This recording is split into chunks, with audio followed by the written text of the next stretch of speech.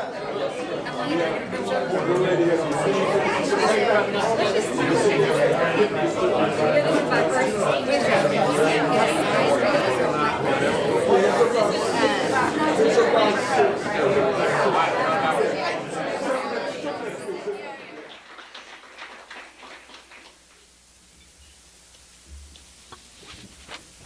right, I'm going to introduce our speaker today, who is Ryan Chandler. He is Vice President of Business Development at Colonial Group, Incorporated, the parent company of several local subsidiaries, including Enmark stations. Born and raised in Miami, Ryan graduated from the University of Florida, where he received a BA in Finance, a JD, and an MBA. Ryan practiced commercial law for 2 years in Tampa before moving to Savannah in 2003 to work for Tyco Terminal Services, a terminal equipment manufacturing and outsourcing company owned by his father-in-law. He worked at the company for 8 years, eventually becoming Vice President of Operations. In 2011, Ryan joined Colonial Group, another family-owned business. He was drawn to Colonial Group because of its commitment to giving back to the community and was eager to have the opportunity to learn from the company's owner, Robert Demery. Colonial Group, which spans 3 generations, is currently ranked 64th on the Forbes list of America's largest private companies and boasts an average employee tenure of 20 years. Ryan's passion is education. He serves as Vice Chairman of Junior Achievement of Georgia's Savannah District and has volunteered in the classroom for the past 9 years, much of which time has been with students at Jenkins teaching business ethics. Ryan believes strongly that businesses are the single largest stakeholder in public education and need to be invested in the local schools. Ryan and his wife Tori live in Savannah and have 3 boys ages 8, 6, and 4. Please welcome Ryan Chandler.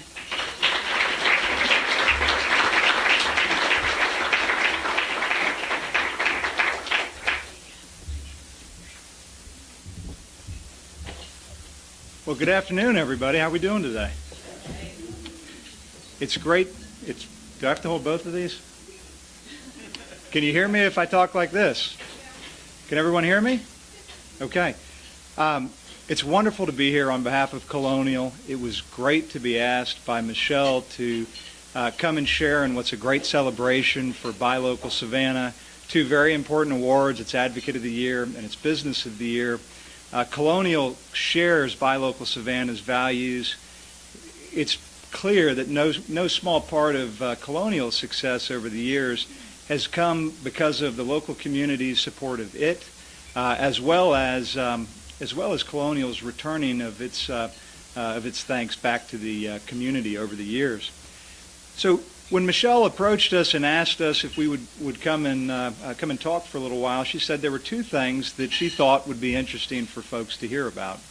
One would be a little bit about Colonial, and then, of course, very importantly, what it means to Colonial, what Colonial's perspective is on the importance of buying local here in Savannah. So I thought I would kind of frame it up in two different headings. One, I'm going to tell the story of Colonial by mentioning a few things that surprised me about Colonial and might also surprise you. And then second, we're going to talk about buying local. We're going to talk about why it's important. We're going to talk about how to make it more than a sticker that you put on your door, on your window. And then we're going to get into what could be local businesses' secret weapon against some of those big box retailers, .coms. And I think that the secret weapon is really, it applies across the spectrum of the size of a business. So small business and large businesses alike will benefit from it. Talking about small businesses, here's Colonial. Back then it was American Oil Company. This picture dates to the 20s. And this was effectively probably one of our first service stations out there. American Oil Company, as it was known through 1933. That's right. That's him. We got him in there. Raymond Demery started the company after coming back from service in World War I, and he identified a need in the community that was based on the growing appetite for cars, for vehicles. They needed fuel, they needed oil, and American Oil Company was born. So, 3 things that surprised me, and 3 things you may not have known about Colonial. Some questions. How much oil does anybody think Colonial owns in the ground? Thank you. We don't own the first drop. Colonial is actually more of a logistics company than it is an oil company. We figure out how to move things from point A to point B, and petroleum happens to be one piece of that logistical apparatus. So we have ocean terminals in Wilmington, Charleston, Savannah, and Jacksonville that supply a lot of the petroleum in the southeast, but we compete against what's known as the pipeline, the Colonial and Plantation pipeline, that have nothing to do with Colonial. So there's actually two ways that you get gasoline in this market. One is via the ocean, and the other is via the pipeline.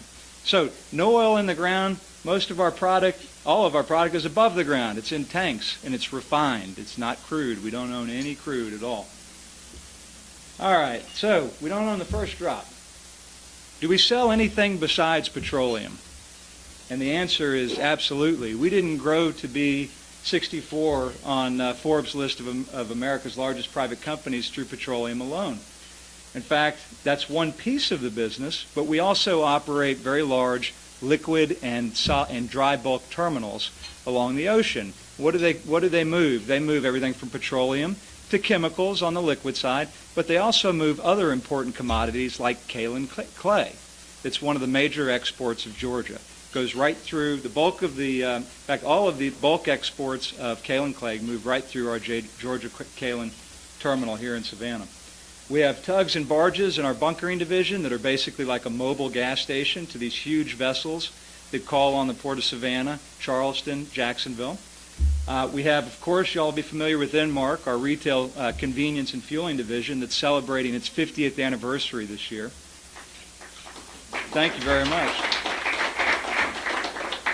We have a natural gas storage and marketing group, and I'm happy to say for the first time we just made a little acquisition that will allow us to sell natural gas to industrial and commercial customers in Georgia, South Carolina, Florida, and Alabama. So if you're a buyer of interruptible natural gas service, we'd love to talk to you. And we have a chemical supply solutions division that's actually one of our fastest growing divisions. And not named up here is our lubricant and fuel solutions division that actually I think just started doing business with Savannah Tire, which is a wonderful opportunity to do business back and forth between two great local companies. Thank you. So finally, what kind of company are we? Well, we're local. We're a local Savannah family business. We're a third-generation-led business. The fourth generation is active in the business. In fact, Houston Demery is running our Enmark division right now, and it's just a wonderful story of locally focused leadership that has been committed to giving back to the community in a number of different ways. These are just a few of the organizations that we've been fortunate enough to support over the years. So, let's get to buying local. That's why we're here. This organization really speaks to us because we believe in buying local at every opportunity. And there's a member here, Jerry Rogers, who on the website I think really summed it up very nicely. These local businesses are critical because they ensure this vibrant market out there. They ensure that there's diversity to meet all of the community's needs and that we don't end up with a bunch of Walmarts, with one thing where they're telling us what we need instead of businesses being able to identify what those unique needs are of the community. There's many other great reasons to buy local: community well-being, local decision-making, entrepreneurship, jobs, reinvestment of profits, and many others. But I want y'all to think about a question here. Is it enough to stop at wearing that local moniker? Can you put a sticker in the window and think that consumers are going to walk in your door? And I think we all know that the answer is no. Are these guys going to just roll over? Are they going to say, oh, Buy Local is there, there's a sticker on the wall, we don't know how to compete against that? No. Anybody run into any of these in competition? I tried to pick out a few that I thought might speak to the audience. But wait, we've got Buy Local Savannah here. How do we turn Buy Local Savannah into kryptonite for some of these other big boxes and .coms? What's the answer there? Well, there's an important connection that I think local businesses have to make and are in the best position to make. Here's this dollar, and all of us in business hope that that consumer is going to bring that dollar to your establishment. But what does it mean to the customer? What does it mean for that customer to hand that dollar over to you? The best businesses out there figure out how to connect that dollar that the consumer spends to something much greater than the goods or services that they're offering. They find out how to make an emotional connection with that consumer that extends beyond stuff. So think about it this way. If you're a coffee drinker like I am, and you buy a cup of coffee from Starbucks, or you buy a cup of coffee from the Sentient Bean, why does it feel different to go to the Sentient Bean? If you buy jewelry and you go to Levy's versus going to BlueNile.com, why does it feel different to do that? Somehow these businesses, it's not about the coffee and it's not about the stones. These businesses have figured out a way to create an emotional connection with would-be patrons. If you can't do that, you wind up being Amazon.com's breakfast, because they're a commodity business, basically. They're selling low cost, they're trying to make it convenient, but they're certainly not local. And there's not really an emotional connection. How does that dollar sent to Amazon.com feel? Even services are subject to commoditization in the world of this World Wide Web that we've got out there. So we have to even be careful on the services side. So making that connection, again, we're left with this dollar. What can it mean? Well, it can mean any number of different things. There's wonderful causes out there all over the place.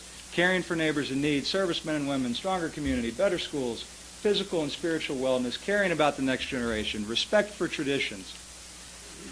But that sounds great, but can you put that sticker on the wall again? And the answer is no. You can't phone in. If businesses choose to make this investment in the community, it's not something that can be phoned in. And the reason is because the consumer is very intelligent. They understand what's genuine and what's veneer. So be authentic in where you choose to place your emphasis in the community. Make sure that it really speaks to you. This is one I love. Great stories are told in the news every day about businesses that care and people that care. But nobody wants to read that story about a business or a person that they feel is doing something just to get press. It doesn't work that way. ROI, return on investment, is not the primary motivation. So how do we create this really strong connection? What's the answer for businesses? Well, financial contributions are important, and they can make a difference. And those making those contributions, I think there's two different approaches you see out there. One is a salt and pepper approach, and one is a focused approach, where you spend your dollars more with one cause than another. But I just would ask you all this question. Are businesses or people really remembered for the size of a check that they write? Amazon.com can write a big check, right? So there's no real competitive advantage that writing that big check gets you. Not that it's not important, and not that it can't make a difference, but let's think about this secret weapon I mentioned at the very beginning. Money doesn't create anything by itself. Anybody who runs their own business knows that it doesn't run on money. It runs on people. And the same thing goes for how to make an effective investment in the community. It's your time. Time is really where your secret weapon is. That's how you can most make a difference in the community and establish that connection with the consumer. Big boxes and .coms, they can't compete. They can send a check, but they don't have the local knowledge that we have, being local Savannah citizens. Small businesses here may even have an advantage because they're a lot more nimble than big local businesses are, and they may be closer to the community's needs. ROI, if that's what you want to call it, comes in amazing ways here, but it's not necessarily monetary, and that's certainly not primary. So where to look? Might sound cliche, but the best way to make that connection with the consumer is by looking into your heart. You're close to the community already. What is that need that speaks to you and your business? What moves you? Whatever moves you, if you follow that and integrate it into your business, connecting the cause with your business and you and your team, the consumer's going to see it. They recognize authenticity. And it's good alignment between your business and a cause that really creates the strongest bond with the community and the consumer. So what's it going to be for your business? We're back to this dollar again. What does this dollar mean to your consumer today? What can you turn it into that Amazon.com, that Target, Walmart, any of these other big companies that you Waste Management, anybody else that you would be competing with, can't do, that they can't equal? I think the easiest way to look at it is, how are you going to make your mark? Or as our Enmark group likes to say, how are you going to make your Enmark? So I'll leave you all with that thought about that dollar, and I think that there's a lot of power sitting in this room and the network that it extends into. And there's beautiful things happening in Savannah because of organizations just like Buy Local Savannah. And by the way, we're proud to be one of the newest members of Buy Local Savannah. And we appreciate very much being a part. Thank you, Michelle. Thank you, board members, and thank you, everybody, for being here today. And if there's any questions, I'm happy to take a couple if we have time. Yes, ma'am.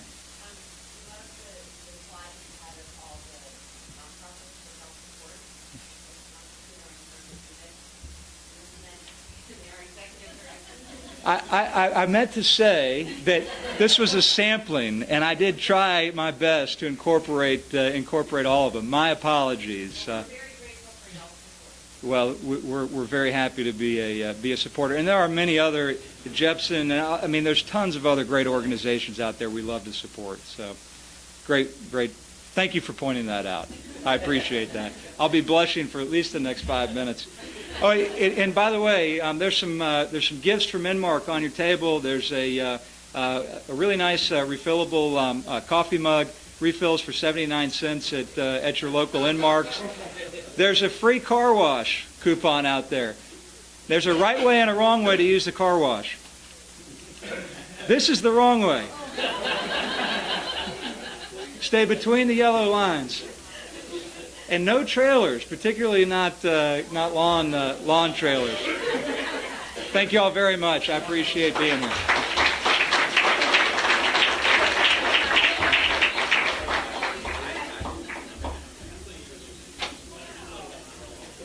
Thank you, Ryan.